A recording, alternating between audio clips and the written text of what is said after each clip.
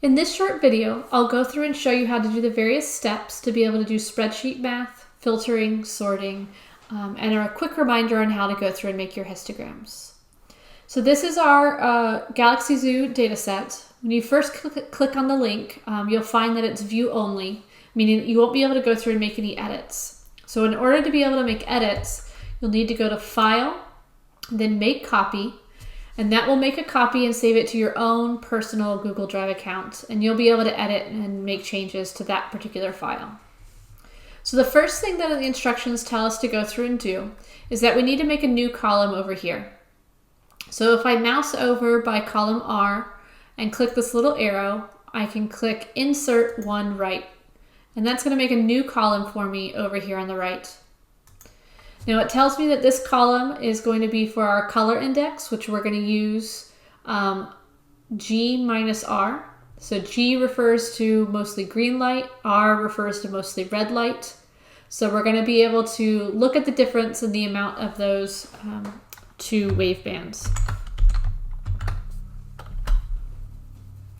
So first we'll go ahead and title our column so that we know what it is that we're referring to. Now, when we want to go through and do some actual spreadsheet math, we always want to start with an equal sign inside of our cell.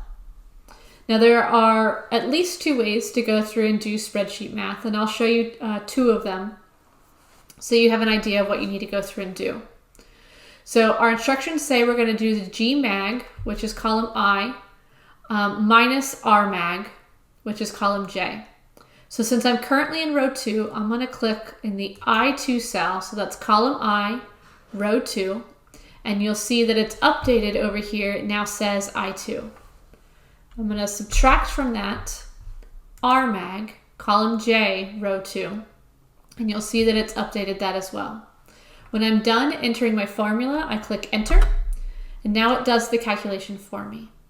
I also could have just written these directly into the cell. I could have done I'm now in row 3, so I would put 3. You'll see when I do that, we can see that the cell is actually colored a little bit. So it's showing me this is the one that you selected to make sure that so I can look and say, yes, that is what I wanted. And then minus J3, and again, it's colored that one differently so I can verify as well. Now, I don't really want to go through and enter the formula in for every single one of these over 20,000 rows. So there are two ways that you can go through and do this. If you only have maybe less than a few hundred rows, then you can select one of your cells and mouse over this blue box here. You'll notice that my cursor changes when it gets to that blue box, to this plus sign. And if I click on that, keep holding and drag down, we'll see that when I let go, it updates the cells that I colored with my formula. And it's updated the rows as well. So if I select in this one, we can see that I'm in row 14, so it says I minus 14, or I14 minus J14. So it's applying my formula to every single row. Now again, there's over 20,000 rows here, so I don't want to do that for everything. So our instructions give us a little bit of a shortcut. So if I select one of these and I copy it, and copy is going to be Command C, so you'll hold down the Command button at the same time, press the letter C. Your command button will either, depending on what kind of keyboard you have a picture of an apple on it, or a picture of like the Windows flag. So the wavy looking flag that's divided into 4 quadrants. Maybe it's not wavy, but it's something along those lines. It rarely actually says command. So I want to copy that, and you'll see that it now has this dash border on it around it telling me that I've copied it. Now I want to press simultaneously at the same time, Command, still holding down the Command key, press the Shift key. Holding down both the Command and the Shift key, I'll press my down arrow. And once I do that, you can see that it's highlighted all of the cells in that column. So now I want to go through, I'm going to right click in here, Paste Special, and Paste Formula Only. Now it's going to take a moment. Could be up to a minute because there's so many rows, but eventually you'll see that it does fill in each of those rows with our formula.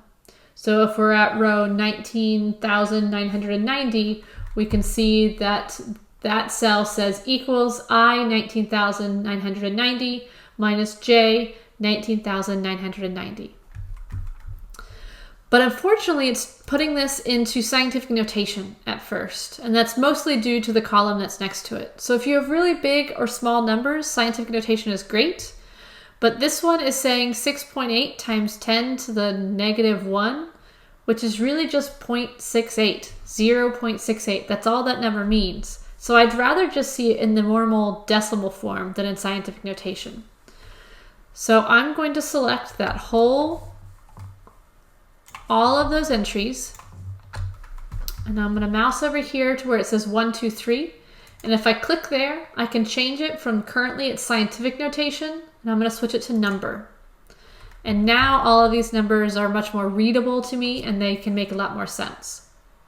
So our instructions tell us that we're going to go ahead and make a cut eventually on color. And we're going to say that a G minus R color, so one of those values, if it is greater than 0.6, then we're going to say that that galaxy looks redder. And if it's less than 0.6, then we're going to say that galaxy looks bluer. So row 2 here, because this number 0.75 is greater than 0.6, we're going to say that's a red galaxy. And row 3, since this is less than 0.6, we're going to say this one is a blue galaxy. And that's how we're going to differentiate as we move forward. The next step that we want to go through and make is actually go through and do some filtering. So we'll want to go up to our add-ons, ZooTools for Google Sheets, and click Data Filter Helper. It'll take a moment for it to refresh the variables, and it's essentially reading everything that we have along that very first row 1.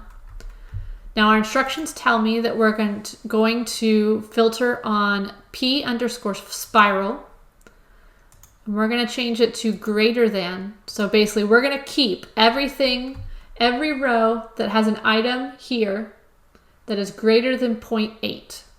So that means this first row is going to disappear when we do this filter, but we're going to keep the second row. This one is going to disappear, disappear, disappear, disappear until we get down to this one. So I need to put in 0.8. And before I click filter, I want to make sure I click copy all columns. So that's going to copy all of the information we have here, but only keep the rows where this P subspiral is greater than 0.8.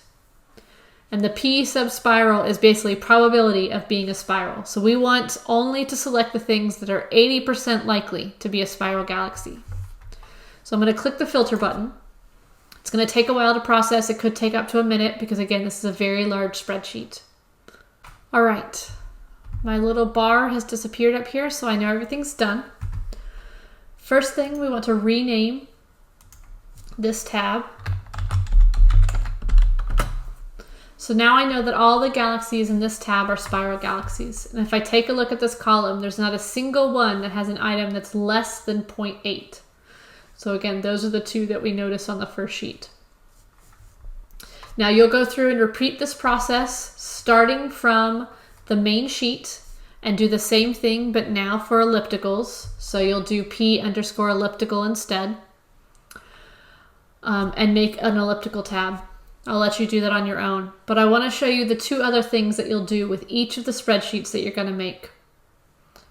In the end, after you've done all of your sorting, you should have your Galaxy Zoo tab, a Spiral Galaxies tab, an Elliptical Galaxies tab, a Blue Ellipticals tab, and a Red Spirals tab. So you should have at least 5 tabs, and some people may choose to put their charts or their statistics in separate tabs also. That's up to you.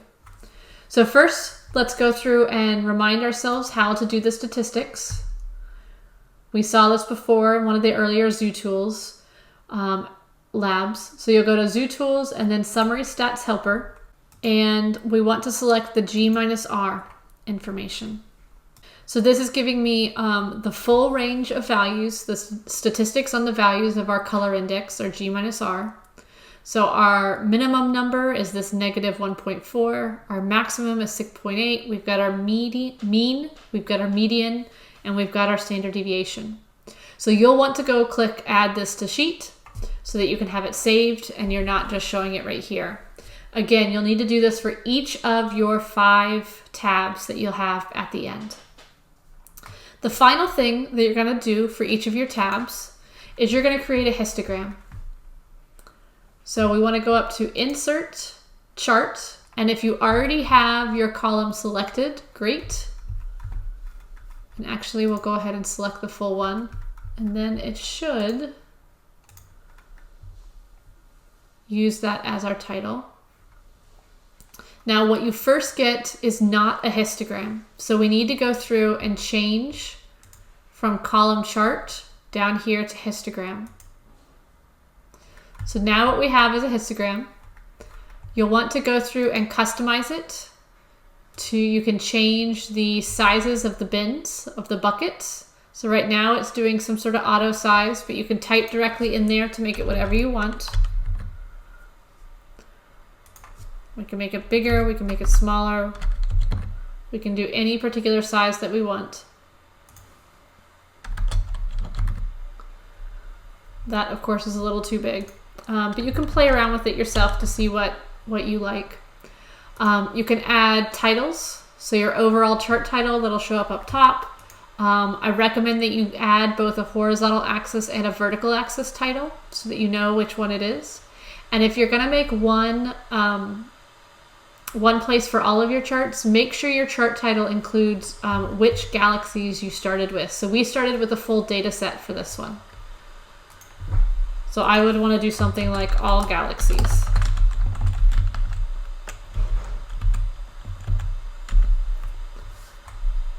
So that way I remember that's what this one is. And if I was doing this for spirals, then I might want to say spiral galaxies, or red spirals if I were doing that one. Down here on the horizontal axis, this is your G minus R color.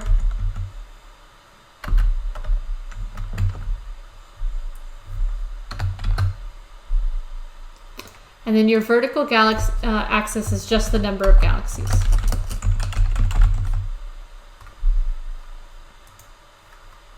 So this way you'll be able to interpret things later on when you come back and take a look at this. So it's important that you learn how to do each of these steps because you'll need to utilize them when you go through and do your research project as well. So making sure you understand how to make the histograms, how to take a look at the summary statistics, how to filter and sort the data are important pieces that'll help you be successful moving forward, not only in milestone 1, but for the project as a whole.